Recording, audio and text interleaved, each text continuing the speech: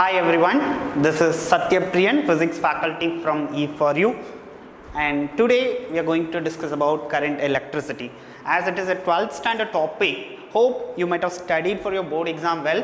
That's what we are not going to teach the particular content. We are going to discuss only the MCQs related to current electricity. Hope you are all studied the formula, and it's very easy to understand when I'm teaching it, because you might have studied in 12th standard fully about current electricity very elaborately. So we'll go for the first question directly. So in the first question, a conducting wire of cross-sectional area 1 centimeter square has 3 × 10 to the power 23 charge carrier per meter cube. If wire carries a current of 25 milliampere, the drift velocity of carrier is how much? So now you can able to see that they ask us to find out the drift velocity, so that you can write the given data. What are the given data here? They given the area is nothing but 1 centimeter square.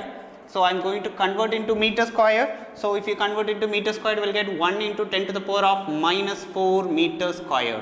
The next one, we can able to take the charge carrier number, that is n is equal to 3 × 10 to the power 23. Always we have to measure per meter cube. It is the unit of number density. Then we can take the current is equal to 24 milliampere is given. Okay, so here I, N and A is given, and VD they are asking, so that we know the relation between current and drift velocity. What is the relation between current and drift velocity? I is equal to NAE VD. So we can able to take VD is equal to what? I divided by NAE and substitute the value. So I is nothing but 24 milliampere. So I am writing 24 × 10 to the power of -3 divided by number density is nothing but 3 × 10 to the power of 23, and we can able to take area. What is area? 10 to the power of -4 into E value, you know that 1.6 × 10 to the power of -19. Okay, so that if you cancel everything like a powers will cancel, it's nothing but +23, this is -23, so I can able to cancel the powers. 3 × 1.6 is nothing but 4.8, so 24 divided by 4.8, so 24 divided by 4.8 into 10 to the power of -3, that is equal to 5 × 10 to the power of -3 meter per second. So the option C is the answer. Okay, so we'll go for the next question. Second question. Actually, at room temperature, copper has electron density. Again, the given number of electrons is nothing but 8.4 × 10 to the power of 28 per meter cube. The copper conductor has a cross section. A is equal to 10 to the power -6 meter square, and the current is given. Current is nothing but 5.4 ampere. So they ask us to find out the drift velocity. Again, the same quantity is given. So if you use the same formula, you can able to get the answer. Okay, so that you can able to find the answer directly. We will go for the next question. So third question, the number of free electrons per 100 millimeter. So the given length is nothing but 100 millimeter. The copper wire has a number density is nothing but N is equal to 2 × 10 to the power of 21, and the given drift velocity also here. Drift velocity is equal to 0.25 millimeter per second. Okay, so they ask us to find out the current. So I is equal to, here we cannot able to go with NAE VD because area is not given. So I am going to use the formula, general formula, Q divided by T. I is equal to Q by T. We know that Q is equal to NE, and I am going to write the time period formula in terms of distance by speed. Here the distance is nothing but length of the conductor, and the speed is equal to drift velocity VD.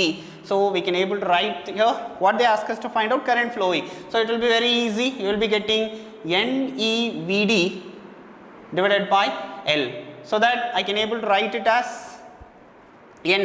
How much you will get it as N? 2 × 10 to the power of 21 into 1.6 × 10 to the power of -19, and VD is nothing but 0.25 millimeters. So I am converting into 10 to the power of -3 divided by length. What is length? 100 millimeters. So 100 × 10 to the power of -3. So 10 to the power -3 and 10 to the power -3 will be cancelled out. I can able to cancel 21 minus 19 and 100.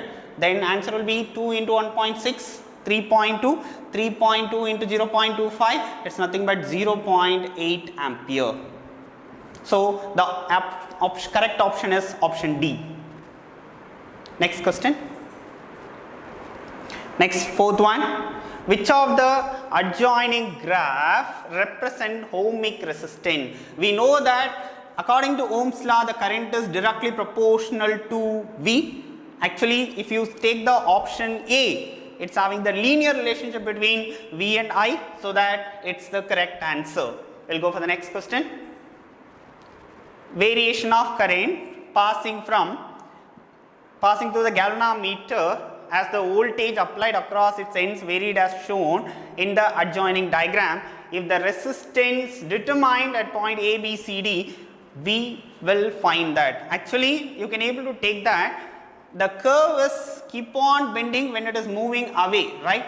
Okay, so it's bending like this, so that if you measure the slope at various points, the slope at A will be greater than, there is slope at A will be greater than B, will be greater than C, will be greater than D. Similarly, I can able to say resistance of RA is greater than RB is greater than RC is greater than RD, because in a VI graph the slope will be giving the value of resistance. That's what, if the slope is greater, then resistance also greater. If you see all the option, none of the option will be correct, so that the correct answer is option D, that is none of these. Shall we go for next question? The velocity of charge carrier of current 1 ampere in a metal under normal condition is of the order of, always remember in the first question we have the formulas and the velocity values, it always in millimeter per second. Here also we are getting in millimeter per second, and here also the given data is in what, millimeter per second, so that everywhere you can able to see that the drift velocity of the particular charge in a conductor or in a particular metal, it's always in millimeter per second. And also you can able to see that here it's nothing but 0.25, then it's nothing but fraction of 1/4, right? So you can always remember the drift velocity, always it is what, a fraction of millimeter per second only. So for the sixth question, correct answer is nothing but A. Okay, you all take down for some minute.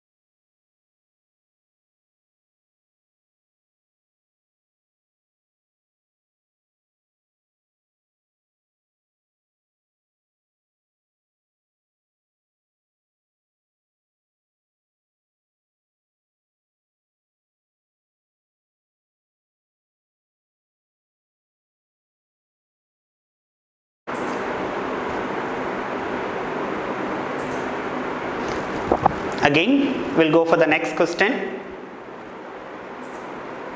The resistance of a discharge tube. Always you remember the resistance of a discharge tube in the sense, initially the particular resistance will be very high when the particular electrons and the particular protons have started flowing like ions, and electrons have started flowing, initially it will be less, and last the resistance will be keep on decreases, and the particular number of flow of electrons will keep on increase, so that this discharge tube is having a non-ohmic resistance. Next question. The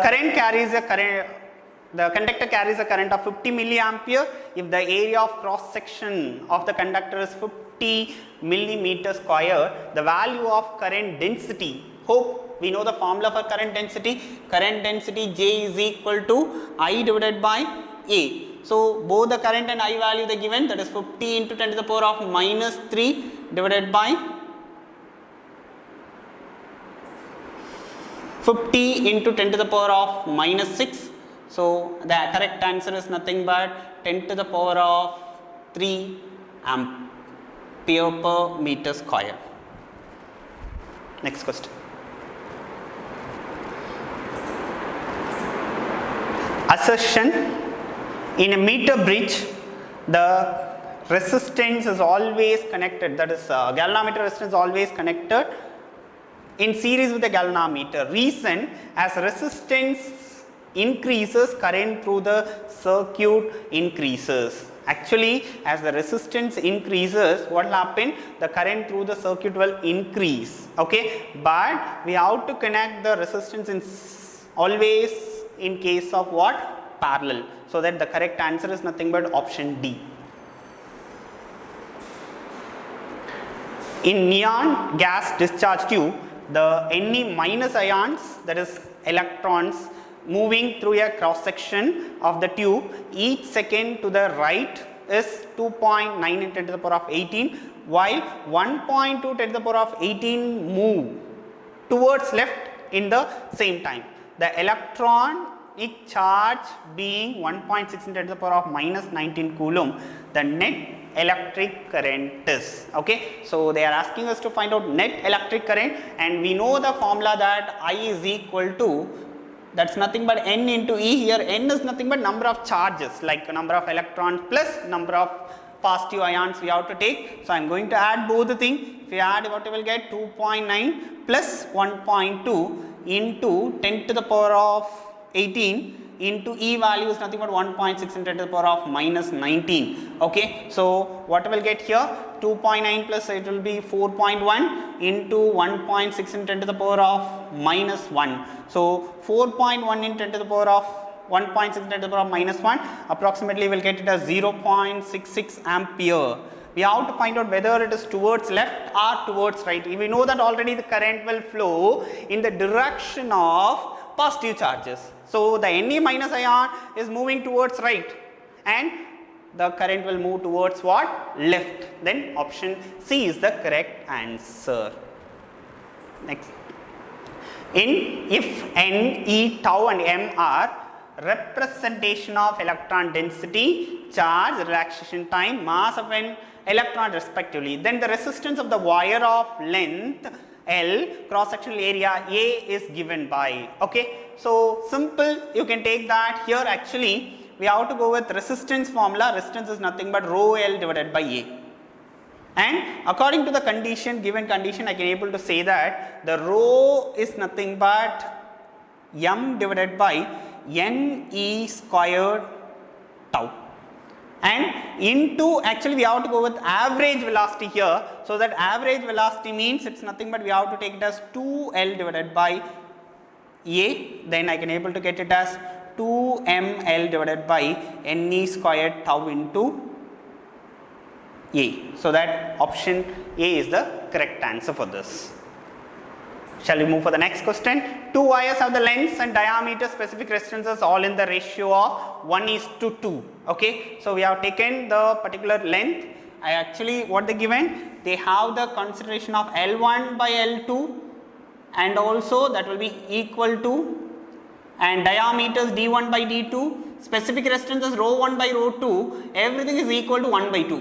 The resistance of the first wire they given, that is R1 is equal to, they given as 10 ohm. Then what about R2? That is the thing we have to find out. Okay, so we can able to write the formula R is equal to rho L by A.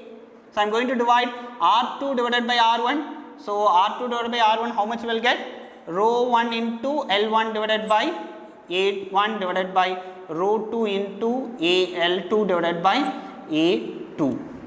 So actually sorry, it is rho 2 L1 divided by A1. Okay, and here you can substitute the value R2 by R1 is equal to, I can able to write it as rho 2 L2. Rho 2 is nothing but 2 into rho 1. Otherwise, I can able to write rho 1 is equal to, rho 2 is equal to 2 into rho 1. Similarly, L2 is equal to 2 into L1 divided by area. But here they given diameter, so I am going to write it as pi r squared. So it's nothing but pi d2 squared I will get. So I am going to write it as pi d1 squared divided by 4. Similarly, I can able to write next one, that is rho 1 L1 divided by, so actually 2d1, so that I am going to write 2d1 the whole square divided by 4. So into here again you will get what, pi d1 square, and if you cancel everything, d1 by 4. So here pi d squared, pi d1 squared, 4 will be cancelled out, rho 1 L1, rho 1 L1 will be cancelled out, so we will get 2 into 2, here 2 square is there, right? If you take the 2 squared, what will get? 4. Again you will get it as what? 1. That is R2 by R1 is equal to 1, then R2 will be equal to 1 into 10, that is nothing but 10 ohm. We will go for the next question. Two different conductors having the specific resistance of, having the resistance at 0 degrees Celsius, same resistance. It is found that the resistance of the first conductor at T1 degree Celsius is equal to resistance of the second conductor at T2 degree Celsius. Then the ratio of the temperature coefficient of, so ratio of temperature coefficient of resistor they are asking, that is nothing but we have to find out alpha 1 divided by alpha 2. And they have clearly mentioned it is nothing but temperature coefficient of resistance. So I am going with the R0, R1 is equal to R0 into 1 plus alpha 1 into T1. Similarly, R2 I am going to write it as R0 into 1 plus alpha 2 into T2. Okay. So now they mentioned that both are equal. So I am going to equate both the thing, R0 into 1 plus alpha 1 T1 and is equal to R0 into 1 plus alpha 2 T2. R0 will be cancelled out, 1 and 1 also I can able to cancel, then I can able to write alpha 1 by alpha 2 is equal to T2 by T1. So the answer is option A. We will go with the next question. On increasing the temperature of the conductor, the resistance increases, because you can able to tell that actually we have to take conductors, semiconductor and insulator separately. If you take for the conductors, when you are increasing the temperature, the resistance also will increase. But in the case of insulator and semiconductor, the resistance will decrease with the increase in temperature. And here I am going to take the particular relaxation time into consideration. So we know the formula already we have written, rho is equal to m divided by Ne squared tau.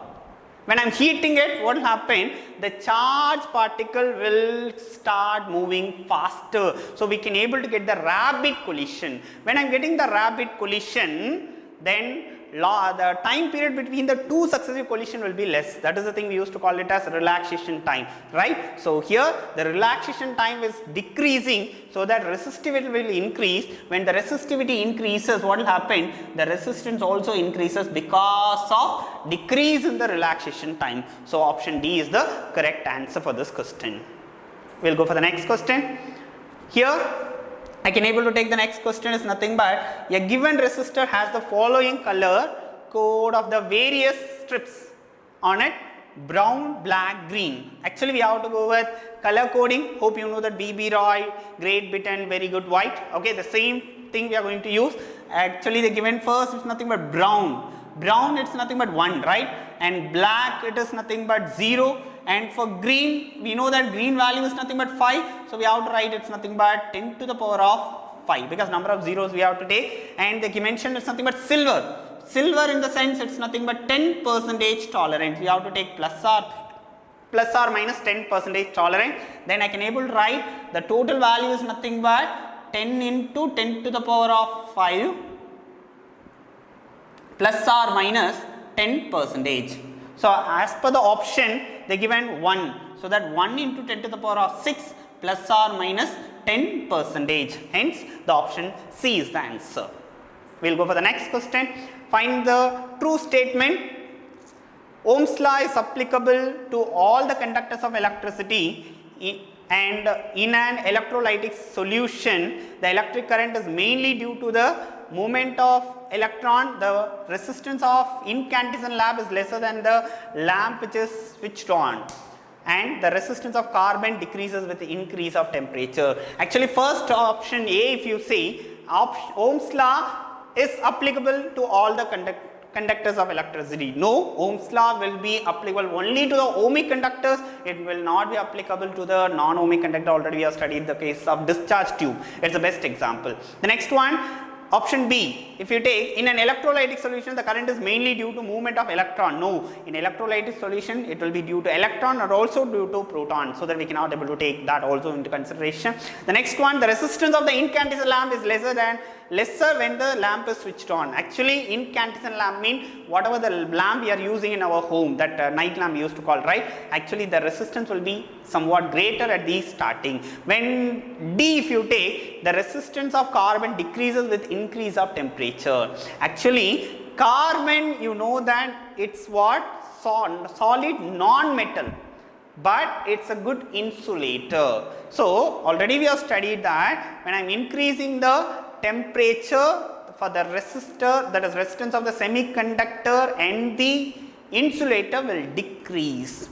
Why it is so? Because that is the main question. In conductor, when I am increasing the temperature, resistance also will be increasing. But insulator and semiconductor, why the particular resistance is decreases with the increase in the temperature? That is the thing we have to analyze now. Actually, if you take, initially in the conductor, the electron will be moving in a proper path.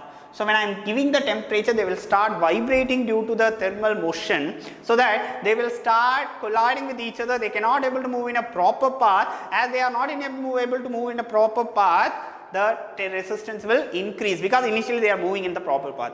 But now what is going to happen is, now in the insulator and semiconductor, initially they won't move at all. But when I am increasing the temperature, there will be a possibility of movement from one end to another end. As they are able to move, initially they cannot able to move, but now they have started moving due to what? Vibration produced due to thermal motion. So that possibility of current can able to flow. So I can able to say that number of, that is resistance of carbon decreases with increase of temperature due to increase in the number of free electrons and holes presented in semiconductor and insulator. As carbon is an insulator, so option D is the correct answer. We'll go for the next question. The resistivity of the material of the wire is 5 into 10 to the power of minus 6. So I can able to take, it's nothing but resistivity 5 into 10 to the power of minus 6 ohm meter, and the area of cross section A is nothing but 5 into 10 to the power of minus 6 meter square, and the current I is equal to 0.2 ampere is flowing through the wire. The potential drop per meter of length. Okay, so yeah, they ask us to find out potential drop. Potential na V is equal to, we know that IR. So as rho and A is given, we have to think about what? Resistance, right? So I am going to write I into rho L by A, right? So they ask us to find out potential drop per meter length of the wire. So I can able to write it's nothing but V by L. So V by L means it's nothing but I into rho divided by A. If you substitute the value, what is I? 0.2 into rho 5 into 10 to the power of minus 6 divided by area is nothing but 5 into 10 to the power of minus 6. So this 2 will be cancelled, we will be getting 0.2 ampere. So please take down this.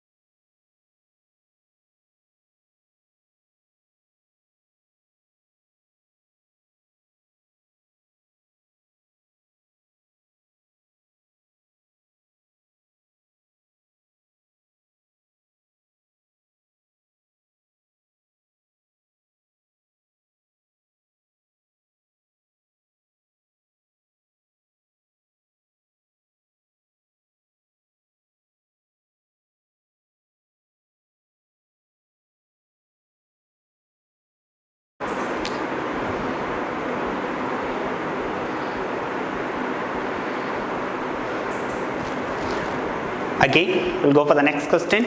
The resistance of the wire depends on its, we know that the resistivity of your wire means it depends on only the type of material. It does not depend on length, area or shape.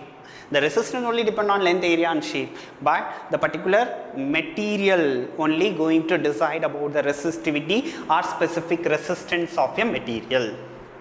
We'll go for the next one. If a wire of resistance R is melted and recasted to half of its length, then the new resistance of the wire will be. Actually, here they ask us to find out, initially the resistance is nothing but what? We know the formula rho L by A, right? But in the case of stretching or recasting, we have to take R is directly proportional to L square.